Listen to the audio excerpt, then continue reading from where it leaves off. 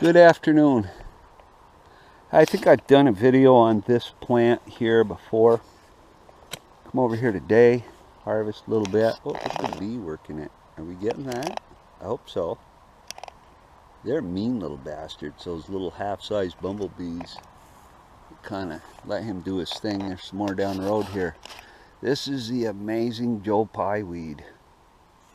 Now, something clipped the tops off those, which happens. Some people call it a takeover weed, but I absolutely love this plant for no better reason than the folklore that goes with it. It got its name from a white person that went around trying to convince people he was an Indian. And in the old medicine shows, and I did Google them this morning because I hadn't done that before, and I said, you know, I ought to get a little information before I talk too much about them. They said they continued up until World War II, that there were actually people went around and sold tonics of sort. And Joe Pye used this weed, and that's how it got its name, or this plant, and made a tonic which was about 95% alcohol, and claimed this to cure about everything. Now, the Native Americans did use it for certain ailments, I guess. I'm not going to get into that a whole lot, but they used the leaf, the flower, and a root tea. Now you'll see, I gotta get my knife to cut that off, that the leaves grow in a hurl around as they come up the plant. This one happened to be not all chewed up. Well, I'm gonna go down the road because these are kind of nattered up, and take a look at the next bunch here. And I'll clip that off when I come back so I don't have to shut the camera off. Now, Joe Pye, he traveled. There's a big hurl right there on that one. That's a nice hurl right there. That's a big one. And it grows in wastelands and fields, and I don't know, maybe it is invasive. It doesn't hurt anything. Now there's another nice perfect hurl. But I just think that the history of it, you know, the medicine shows were part of our culture here. Probably were in other places. I don't know if they come from the gypsies or what. But I'm going to dig a couple up for the root in the plant. There's another bee working it, so there's probably a nest here somewhere. You know, I try to get close. I don't know. I think I'm picking that up. Whoops. Yeah, he said close enough, buddy. There's another one down there. They are working it, which is good to know something's working it. Pollinating stuff. But I'm going to dig some up. We'll take a look at the root, because there's tons of it. The field behind me over there, I'll stop on the bridge, and I'll get the other camera out with a better zoom. I have the GoPro right now. And that field right there is full of it. It grows in tons of places. Well, I'm going to shut this off and dig some up, and I'll show you the root. Okay. Got it dug up. This is the Joe Pye. And the root did break. It was kind of a big root. I believe it does spawn from the root. And but I'm going to dry these out. I don't know what for. This plant right here, this particular plant, is over 6 feet. I'm 6 foot, and it's over my head. I collected some of the leaves to dry there, and I'll hang them up and dry them. But while I'm right here, there's another one over here that I'm going to get something of too. That's another, to me, this is a fabulous plant right here. Oh, good. See the little yellow flower that it has? That is jewelweed, and there's a whole big bunch of it right here in front of me.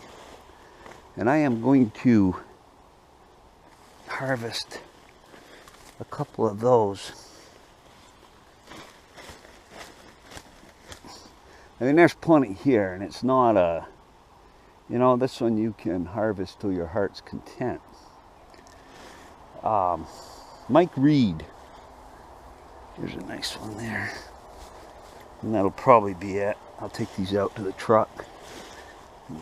I don't really want to cut them up until I get home in a Ziploc bag. Now, he puts it in a blender and literally makes a liquid with it. And if you should get poison ivy, it's not, I don't find that it cures it, but it takes that damn itch away. I mean, poison ivy is one of those things that you have to let dry out, and you're not supposed to dig it. And I find that plant right there. Now that would have all had, the flowers haven't popped yet. You can see the little buds. That would have been plastered with those little orange flowers. That will be pop something, I've heard it called too.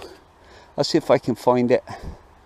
But that, I can tell you, for me, that has certainly helped. I have, in my current employment, I mowed roadsides. And I got infected with this stuff right here.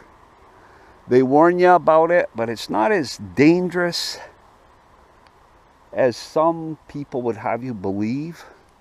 Remember, I mowed roadsides. I ran a big road, you know, to go out and mow roadsides, and I was in this stuff grinding it up day after day, cleaning the mowers up at night, working on them, repairing them, and I got it. That's what that white spot is on my arm. I still get it today.